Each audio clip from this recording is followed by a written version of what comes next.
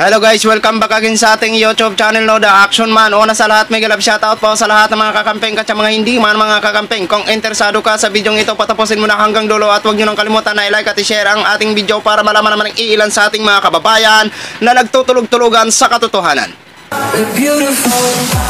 So muli naman nagbabalik ang nag-iisa nyong host na si The Action Man para magbigay ng komentaryo at reaction sa mga mainit ng issue ng bayan. So ito ho mga ka-action, mga kakamping, no, may gusto lang ho ako na i-share sa inyo itong pagsasalita ni Sara Duterte at pagpapasalamat ho dito kay Senadora Amy Marcos ho, mga ka-action, na kung saan ito ay may tweet si Senadora Amy Marcos patungkol po sa kanyang pinsan na si Speaker Romualdez, na sinabi niya may tampo yata sa kanya ang kanyang pinsan dahil sa pagiging pro Duterte niya, mga ka-action. Ano nga ba ang totoo sa mga tweet na ito ho? No? Bago ho tayo magbigay ng ating simpleng komentaryo at reaction, panoorin muna natin at pakinggan ang nasabing video ho, mga ka-action. Nagpasalamat si Vice President Sara Duterte kay Senator Amy Marcos sa suportang ibinibigay nito sa kanilang pamilya. Ito ay sa kabila ng posibleng bahid nito sa relasyon sa kanyang pinsan na si House Speaker Martin Romualdez. Sa isang pahayag, sinabi ni VP Sara na proud ang kanyang pamilya sa kanilang mga prinsipyo para sa kapakanan ng mga Pilipino. Nag-ugat ang statement ng Vice Presidente mula sa naunang pahayag ni Senator Amy kung saan sinabi nito na batid niyang may tampo sa kanya si Romualdez dahil sa kanyang pagiging pro-Duterte. Dagdag pa ng senadora, gusto sana niyang maisalba at huwag masira ang unit team.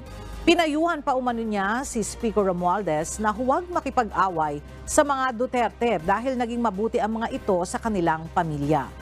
Nauna na sinabi ni Speaker Romualdez na nais niyang maiayos muli ang relasyon ng Kamara kay VP Duterte matapos na tanggalan ng confidential funds ang mga ahensyang hawak nito sa ilalim ng 2024 national budget. So yun na ho mga ka-action, mga kakamping, no, napakinggan na po natin ang pagpapasalamat ni Sara Duterte. O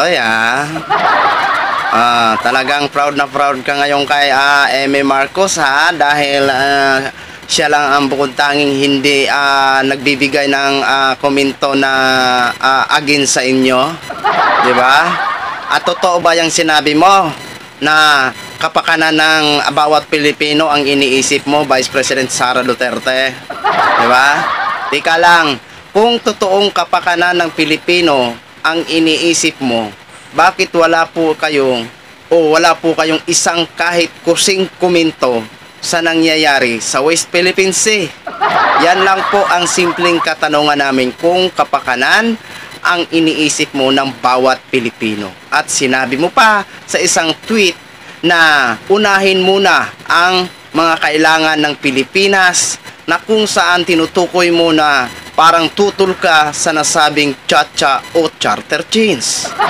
Pero samantala, ang kasama mo sa picture ay ang ambassador yata ng China. Diba? O, paano ho nyo po maipaliwanag yun? Na kapakanan ng bawat Pilipino o kapakanan ng Pilipinas ang uunahin, na kung ikaw mismo ay hindi mo kaya ipagtanggol o magbigay ka lang naman ng komento laban sa China. Di ba? Nakakagulo po isipin, Vice President Sara Duterte. Kaya yan po ang mga simple naming katanungan bago nyo po sabihin na kapakanan ng bawat Pilipino ang iniisip nyo.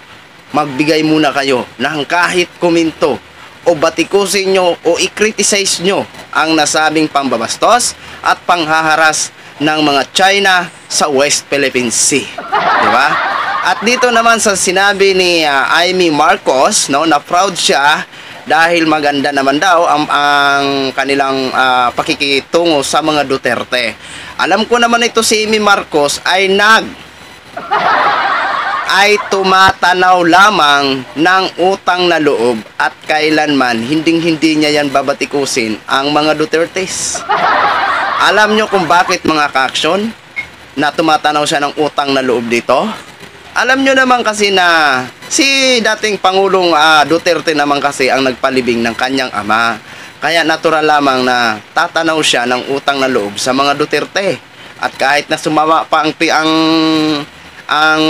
dibdib ng kanyang pinsan, wala siyang pakialam. Kaya yan ang naging prinsipyo niya. At Martin Romualdez, huwag ka daw makipag-away sa mga Duterte, ha? Dapat makipagkaibigan ka. Kasi baka mamaya, pag tumakbo ka sa pagka-presidente sa 2028, baka matalo ka pag kinalaban mo ang mga Duterte. Diba?